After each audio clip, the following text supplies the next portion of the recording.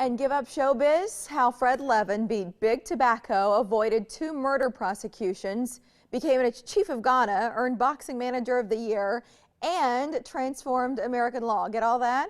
It's the name of a new book from 5-time New York Times best-selling author Josh Young. Both he and Fred join us this morning. Welcome. Mary, Hello. Thank you. Fred, you're best known as a key player in the 1998 Big Tobacco settlement. How did you impact where we stand today? Well, surreptitiously, we passed a statute in Florida that allowed the state to sue Big Tobacco. And every state in the country then followed suit. And as a result, Big Tobacco came to its knees and paid out $300 billion.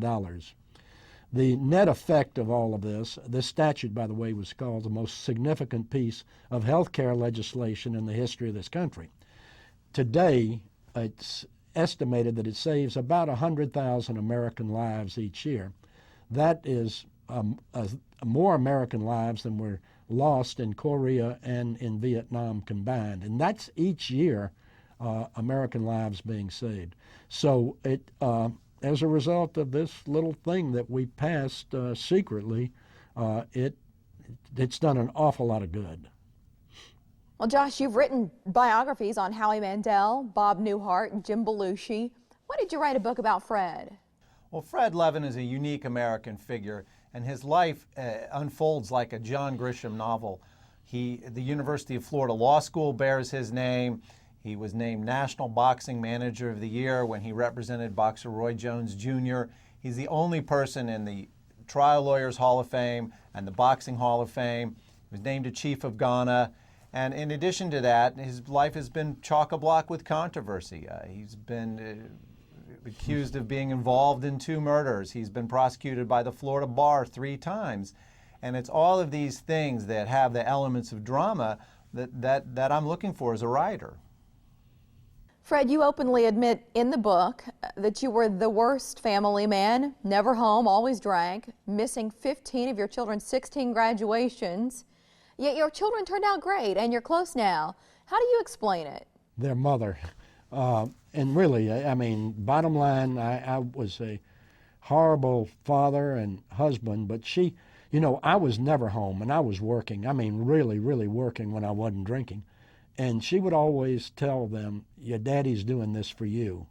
And your daddy, and they, I mean, financially, all of them are doing extremely well as a result of what daddy did. But unfortunately, mommy didn't quite, I listened to the doctors tell me that her condition was something that's now known as irritable bowel syndrome. And back then they thought it was in the, you know, in her mind. And I just mistreated her, and now she's gone, and that's the one thing I really regret. The kids, she did a heck of a job turning out, I mean, just, you know, just great kids and great parents themselves.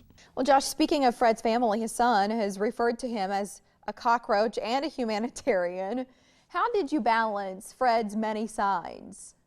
Well, the one thing about Fred Levin is that when Fred does well, other people do good. And Big Tobacco is a classic example of that. When he brought Big Tobacco to his knees and caused them to pay out all of that money to the state of Florida, he also made more money than Croesus. But he took that money and he gave $10 million of it to the University of Florida Law School and transformed the College of Law there. So it's a repeated pattern in his career, and it's somewhat of a dichotomy that when Fred wins, others also win as well.